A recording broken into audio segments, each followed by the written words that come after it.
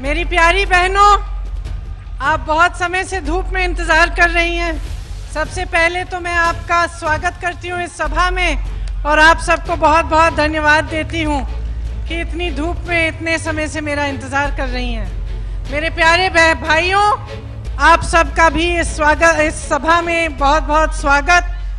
आदरणीय कमलनाथ जी, कांतिलाल भूरिया जी, हर्ष विजय गहलोत जी, राजवर्धन जी, दिलीप गुर्जर जी, मनोज चावला जी, मुरली मोरवाल जी, मुकेश पटेल जी, लाल सिंह जी, वीर सिंह भूरिया जी, प्रताप ग्रेवाल जी।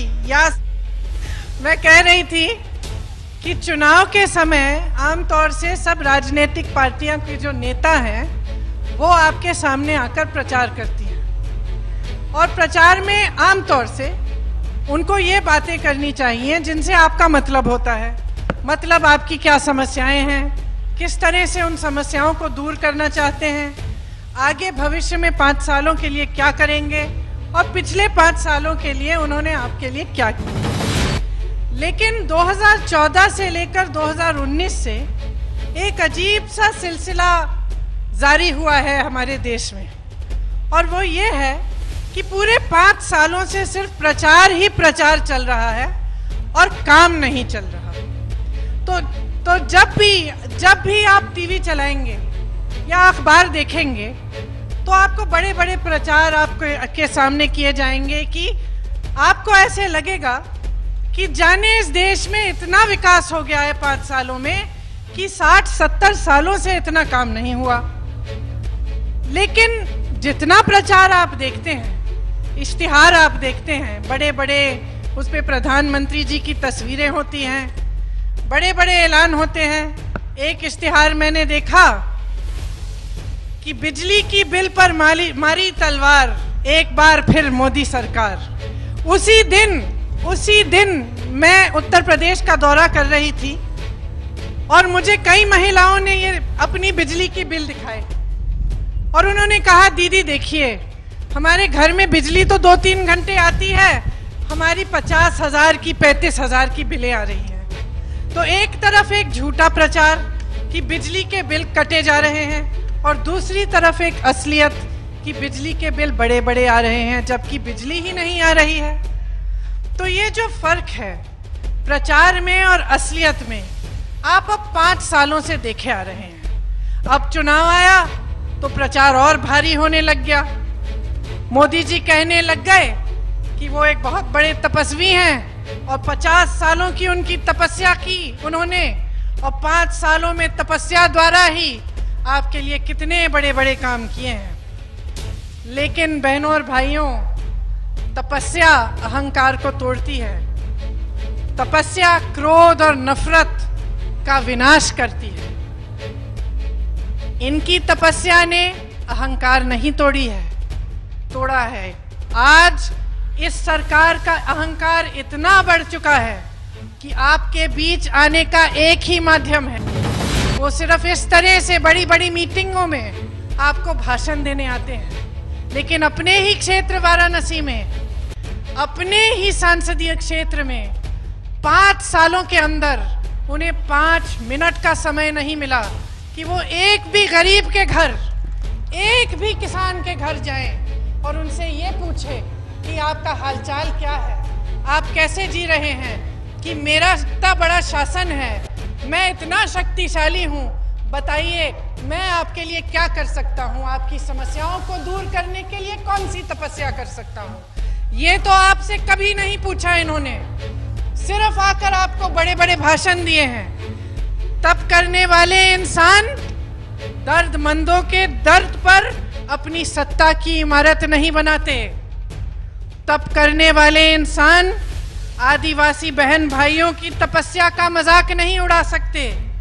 भूमि अधिकरण का कानून इन्होंने नष्ट किया है। असलियत ये है कि कांग्रेस पार्टी भूमि अधिकरण का कानून लाई और इनके शासनकाल में उस भूमि अधिकरण कानून को तोड़ा गया। सांसद में लाए, जब सांसद में कांग्रेस पार्टी और दूसरे विपक्षी दलों ने इनको रोका तब उन्होंने अपने प्रदेश के सीएम को फोन किया और हर प्रदेश में जहां भाजपा का शासन है वहां भूमि अधिग्रहण कानून को तोड़ा। एक समय में ग्राम सभा और किसान की सहमति से ही उनकी जमीन ली जा सकती थी। आज आपकी जमीन जिस पर आपका अधिकार है ली जाती है, सरकार द्वारा ली जाती है, बड़े बड़े उद्योगपतियों द्वारा ली जाती है और आपका अधिकार उस पर बचा नहीं। यही असलियत है इनकी। प्रचार करते हैं कि जब तक ये जिंदा हैं तब तक आदिवासियों का बाल बांका नहीं होगा, लेकिन बाल बांका इन्होंने खुद किया है। इन्होंने खुद आपके अधिकार लूटे हैं और खुद आपसे अपने अधिकार लिए हैं। अगर इनकी नीयत सही होती तो छत्तीसगढ़ में जिस तरह से कांग्रेस ने जो जमीन इस्तेमाल नहीं हुई उद्योगपतियों द्वारा वो आदिवासियों को लौटाई, उस तरह से यह भी ऐसा करते, लेकिन नीयत सही नहीं है। आपकी जमीन को पीछे से बगैर आपके इजाजत के, बगैर सांसद में पास कराए आपकी जमीनों का अधिकार आपसे छीना गया है। वन अधिकार के जो पट्टे हैं उनके बारे में इन्होंने बहुत प्रचार किया, लेकिन असलियत यह है कि 60% आवेदन उन्होंने खारिज किए हैं। इसके का मतलब है कि 100 में से 60 आवेदन वापस कर देते हैं, रद्द कर देते हैं। तो जब अपने अधिकार आप मांगते हैं तो आपकी कोई सुनवाई नहीं है। इनकी असलियत यही है। जैसे कमलनाथ जी ने कहा, किसानों को पूरी तरह से 5 सालों में नकारा गया है। आज देश के किसान की ये स्थिति है कि हमारे तपस्वी प्रधानमंत्री उनको उपज का दाम नहीं दिलवा पाए। हमारे तपस्वी प्रधानमंत्री उनको बीज और खाद समय पर नहीं दे पाए। हमारे तपस्वी प्रधानमंत्री 12,000 किसानों की आत्महत्या को देखकर भी मौन रहे। और जब हजारों की तादाद में देश भर से, प्रदेश से, हर प्रदेश से, राजस्थान, मध्य प्रदेश, उत्तर प्रदेश, पंजाब के किसान नंगे पांव पैदल दिल्ली शहर में आए, प्रधानमंत्री के द्वार तक आए, जब उन्होंने प्रधानमंत्री जी से हाथ जोड़कर आग्रह किया कि प्रधानमंत्री जी हमारी 5 मिनट के लिए समस्याएं सुन लीजिए, तो हमारे तपस्वी प्रधानमंत्री मौन रहे। अपने दरवाजे से निकलकर 5 मिनट के लिए उन किसानों से मिल नहीं पाए। उनके पास किसानों के लिए समय नहीं है बहनों और भाइयों, गरीबों के लिए समय नहीं है। उनके पास मात्र समय है कि वे दुनिया भर का भ्रमण करें, अमेरिका जाएं, अमेरिका के राष्ट्रपति से मिलें, चीन के राष्ट्रपति से मिलें, जापान के राष्ट्रपति से मिलें, यूरोप में जाकर उनके राष्ट्रपतियों से मिलें, तमाम दुनिया में वो भ्रमण करें, लेकिन अपने देश हिंदुस्तान के गरीबों के लिए उनके पास कोई समय नहीं रहा। अगर वो इतना तप करते हैं तो युवाओं के लिए, युवाओं की जो तपस्या है, जो 5 सालों से युवा तड़प रहा है, युवा कह रहा है मेरी बात सुनिए, आपने मुझे 2 करोड़ रोजगार आपने कहा था कि आप दिलवाएंगे। आपने 5 साल पहले मुझे ये वचन दिया था कि आप हर साल 2 करोड़ रोजगार पैदा करेंगे। और देश का नौजवान भटक रहा है, त्रस्त है, परेशान है, लेकिन हमारे तपस्वी प्रधानमंत्री के पास देश के नौजवान की आवाज भी सुनने का समय नहीं है। आज इनके शासनकाल में 5 करोड़ रोजगार घटे हैं। 5 करोड़ रोजगार बहनों और भाइयों कम हुए हैं। इन्होंने नोटबंदी की, आप सबसे कहा कि आप देशभक्त हैं, कतार में खड़े हो जाइए, आप खड़े हो गए। आपने अपनी देशभक्ति दिखाई, आपको गुमराह करके कहा कि देश में सारा काला धन वापस आ जाएगा। एक भी रुपया काला धन वापस नहीं आया। आप कतार में खड़े रहे, आपको परेशान किया गया और इतने बड़े तपस्वी प्रधानमंत्री जी ने उस नोटबंदी द्वारा, सिर्फ उस नोटबंदी द्वारा 50 लाख रोजगार खत्म कर डाले। आपको शहरों में रोजगार नहीं मिल रहा था। जब आप गांव वापस आए तो आपको पता चला कि उन्हीं तपस्वी प्रधानमंत्री जी ने मनरेगा को कमजोर कर डाला। जिस मनरेगा में आपको मजदूरी के पैसे मिलते थे, आज नहीं मिल पाते। जिस मनरेगा में मजदूरों द्वारा काम कराया जाता था, आज जेसीबी और ठेकेदारों द्वारा कराया जाता है। तो ना आपको शहर में इन्होंने काम दिया, ना गांव में इन्होंने काम दिया। आप सोच सकते हैं कि कितनी बड़ी तपस्या होगी। कबीर दास जी ने कहा था, सोच बराबर तप नहीं, झूठ बराबर पाप। यहां आकर आपसे तमाम बातें करते हैं, कहते हैं कि आपकी सुरक्षा करेंगे। मैं पूछती हूं, अगर आप इतने बड़े राष्ट्रवादी हैं, आप इतने बड़े तपस्वी हैं, तो आप किसान को सुरक्षित क्यों नहीं रखते? आप नौजवान को सुरक्षित क्यों नहीं रखते? आप मेरी बहनों को सुरक्षित क्यों नहीं रखते? क्या सुरक्षा के लायक नहीं है इस देश के वासी? तमाम भ्रष्टाचार इनके शासनकाल में हुआ, लेकिन इन चीजों का जवाब आपके सामने कभी नहीं दे पाते। जब आपके सामने आते हैं तो सिर्फ बड़ा बड़ा प्रचार होता है, सिर्फ फिजूल की बातें होती हैं। आपको नए सपने, नई उम्मीद दिलवाते हैं, लेकिन जो पुराने सपने दिलवाए थे 5 साल पहले, जिनको इन्होंने चूर चूर कर दिया, इनके बारे में आपको एक भी लफ्ज नहीं कहते। आदिवासियों पर हमला करना इस देश की आत्मा पर हमला करना है। इंदिरा गांधी जी मेरी दादी थी, बचपन से हमें उन्होंने सिखाया।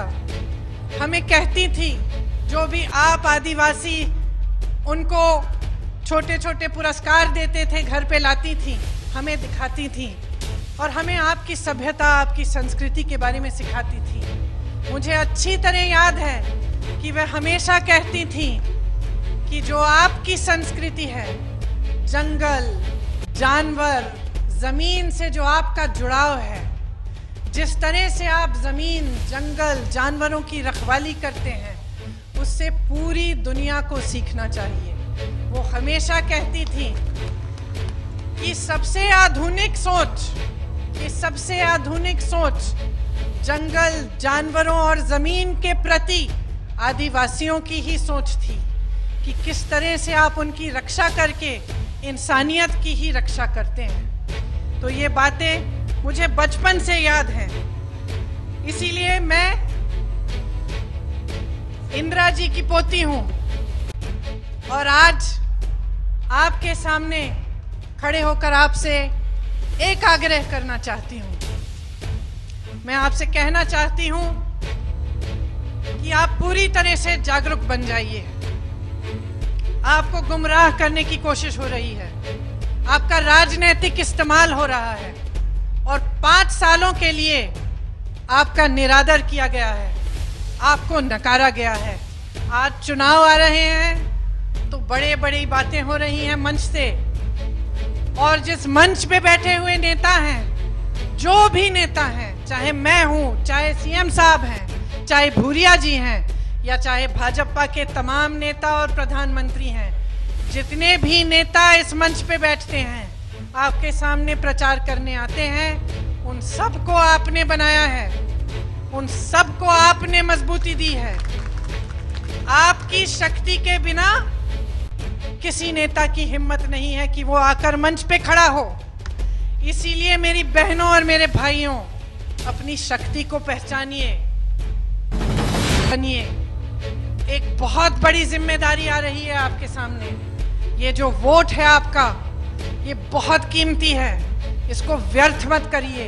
इसको व्यर्थ करने का मतलब है कि 5 और साल आप भुगतेंगे। आप एक ऐसी सरकार को भुगतेंगे जो भ्रष्टाचार, झूठ और आपको दबाकर आगे बढ़ेगी। आप जब अपनी आवाज उठाते हैं, आपने सुना सीएम साहब ने कहा कि जब आपने आवाज उठाई, जब किसानों ने प्रदर्शन किया, उन पर गोली मारी गई। जब आदिवासी प्रदर्शन करते हैं उनको दबाया जाता है, जब नौजवान अपना हक मांगता है उनको दबाया जाता है। उत्तर प्रदेश की तो महिलाएं जब प्रदर्शन करती हैं उनको पीटकर उनको जेल में डाला जाता है। ये कोई लोकतंत्र नहीं है बहनों और भाइयों। लोकतंत्र आपका है। लोकतंत्र का मतलब है ये देश आपका है। इसीलिए आज इस मंच पर खड़े हुए मैं इंदिरा जी की याद आपको दिलाते हुए ये कहना चाहती हूँ कि आप अपनी शक्ति को पहचानिए। आप एक ऐसी सरकार लाइए जो आपकी शक्ति वापस अपने हाथों में दे। ऐसे नेताओं को आगे बढ़ाइए जो फिजूल की बातें करने के बजाय आपको ये बताए कि आपके लिए क्या किया है और आपके लिए क्या करने जा रहे हैं। आज भाजपा के नेताओं का एक ही प्रचार है कि किसान या सम्मान योजना निकाली है उन्होंने, जिसके जरिए 6,000 रुपए हर साल आपको दिए जाएंगे। आपको 5 सालों के लिए नकारा, आपकी जरूरतों को ठुकराया। आप कर्ज में डूब रहे थे, आपके कर्ज को किसके लिए कोई सहायता नहीं दी। जो आत्महत्या कर रहे थे उन्हें आत्महत्या करने दी। और आज चुनाव के 2 महीने पहले किसान सम्मान योजना निकाली है। और मैं आपको बताती हूं कि इस किसान सम्मान योजना से आपको क्या मिलेगा। हर रोज अगर आपके परिवार में 4 या 5 सदस्य भी हों, अगर आपको 6,000 रुपए सालाना दे भी दिए, जो कि मैं नहीं समझती कि आपको कभी देंगे भी, लेकिन अगर दे भी दिए तो हर सदस्य के एक दिन में 2 रुपए बनते हैं। भाइयों और बहनों, इस महंगाई के जमाने में बताइए ये किसान सम्मान योजना है कि किसान अपमान योजना है? ये आपको सम्मानित कर रहे हैं या आपको अपमानित कर रहे हैं? कांग्रेस पार्टी के नेता जब आपके सामने आते हैं आपसे ठोस बात करते हैं, आपसे ये बात करते हैं कि आपके लिए क्या करने जा रहे हैं। कांग्रेस पार्टी ने कहा है कि हर गरीब परिवार को 72,000 रुपए सालाना सरकार देगी और ये 72,000 रुपए मेरी बहनों के खातों में जाएंगे। और कांग्रेस पार्टी ने ये योजना इसलिए बनाई क्योंकि आपसे झूठे वादे किए गए थे। आपसे कहा गया था कि 15 लाख रुपए आपकी जेब में डाले जाएंगे, लेकिन मोदी जी ने 1 रुपया आपको नहीं दिया। बड़ी बड़ी योजनाएं के बारे में बात करते हैं। उज्ज्वला योजना कहा था, मेरी बहनें, आपको अगर 1 गैस का सिलेंडर मिल भी गया हो तो उसके बाद 1 सिलेंडर आपको खरीदना पड़ा इतनी महंगे दाम पे कि किसी ऐसी महिला से मैं नहीं मिली कि उसको दूसरा सिलेंडर मिला हो। इस तरह की फिजूल की योजनाएं के बजाय कांग्रेस पार्टी ने कहा है कि 72,000 रुपए सालाना आपको मिलेंगे, ताकि आप कम से कम गरीबी की दलदल में निकलने की उम्मीद रख पाएं, अपने पैरों पे खड़े होने की उम्मीद रख पाएं। इसके अलावा सरकारी अस्पतालों में स्वास्थ्य का जांच और इलाज मुफ्त में होगा। सरकारी पाठशालाओं में 12वीं कक्षा तक शिक्षा मुफ्त में मिलेगी। मेरे नौजवान भाइयों के लिए अगर आप अपना कारोबार शुरू करना चाहते हैं तो 3 सालों के लिए आपको किसी भी परमिट या परमिशन की जरूरत नहीं होगी। भाजपा के शासन में 24 लाख रोजगार, सरकारी रोजगार खाली पड़े हैं। कांग्रेस पार्टी ने यह तय किया है कि अपनी सरकार के बनते ही 1 साल के अंदर अंदर वो 24 लाख रोजगार भर दिए जाएंगे। 10 लाख ग्रामीण स्तर पर रोजगार बनाए जाएंगे। मनरेगा को मजबूत किया जाएगा। 100 दिन से 150 दिन का बनाया जाएगा। आपको मजदूरी समय पे मिलेगी। नई नई योजनाएं मनरेगा में भी मिलेंगी। इसके साथ साथ मेरे किसान भाइयों और बहनों के लिए एक अलग बजट बनेगा, जिसके जरिए आपको ये बताया जाएगा कि कौन सी योजनाएं, कितनी पूंजी खर्ची जाएगी आप पर और किस तरह से उन योजनाओं को सफल बनाया जाएगा। किसानों के लिए हर डिस्ट्रिक्ट में यह भी सोच है कि छोटे छोटे फूड पार्क बनाए जाएंगे, जिससे आपकी उपज सीधी देश भर के बाजारों से जुड़ जाएगी। जो दुकानदार और छोटे उद्योगपति जीएसटी से त्रस्त और परेशान हैं, जिनकी कमर इस भाजपा की सरकार ने तोड़ डाली है, उनको एक बार फिर मजबूत करने के लिए उस जीएसटी को एक सरल जीएसटी में बदलने के लिए कांग्रेस ने अपना मन बना लिया है। जो मेरे आदिवासी बहन भाइयों के लिए कानून कांग्रेस ने लागू किए थे, उन कानूनों को दोबारा से लागू करना और मजबूत करने की जिम्मेदारी कांग्रेस पार्टी लेगी। इसीलिए मैं आज आप सबसे आग्रह करती हूं कि वोटिंग के दिन जिस समय आप पोलिंग पे जाएंगे और किसी पार्टी के पक्ष में बटन दबाएंगे, तो मेरी बातों को याद रखिए और उन पर थोड़ा ध्यान दीजिए, क्योंकि जो मैं कह रही हूं वो आपकी भलाई के लिए कह रही हूं। आपके सामने खड़े हुए कभी मैं आपके सामने झूठ नहीं बोल सकती। सच्चाई ये है कि ये सरकार आपके हित में काम नहीं कर रही है। जो आपकी किसान की बीमा का पैसा है वो भी 10,000 करोड़ बड़े बड़े उद्योगपतियों की जेब में जाता है। आज स्थिति ये है कि कांग्रेस पार्टी किसान के कर्ज माफ कर रही है। भाजपा के नेता हमारा मजाक उड़ाते हैं, हमें झूठा कहते हैं और ये कहते हैं कि अर्थव्यवस्था में पैसे ही नहीं है गरीबों को देने के लिए, किसान के कर्ज माफ करने के लिए। सच्चाई क्या है बहनों और भाइयों? 550,000 करोड़ रुपए इन्होंने बड़े बड़े उद्योगपतियों को माफ किए हैं। ये स्थिति है, ये सच्चाई नहीं कहते, ये आपको झूठ से गुमराह करना चाहते हैं ताकि इनकी सत्ता बनी रहे, ये सत्ता में रहें और आपको कुचल जाएं, इस लोकतंत्र को तोड़ डालें। इसीलिए ये चुनाव सबसे महत्वपूर्ण है। इस चुनाव में सोच समझकर अपना वोट दीजिए। कांग्रेस को जब आप मजबूत बनाएंगे तो आप अपने आप को मजबूत बनाएंगे, आप अपने बच्चों का भविष्य मजबूत बनाएंगे, आप अपने क्षेत्र, अपने प्रदेश, अपने नौजवानों, किसानों और अपने भाई बहनों को मजबूत बनाएंगे। मैं आग्रह करती हूँ कि भारी बहुमत से आप कांतिलाल भूरिया जी और कांग्रेस के तमाम उम्मीदवारों को मध्य प्रदेश की धरती से विजयी बनाकर देश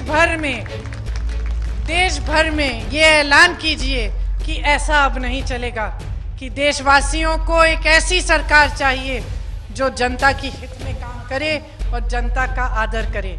आप सबको बहुत बहुत धन्यवाद, आपने बहुत ध्यान से मेरी बातें सुनी। जय हिंद।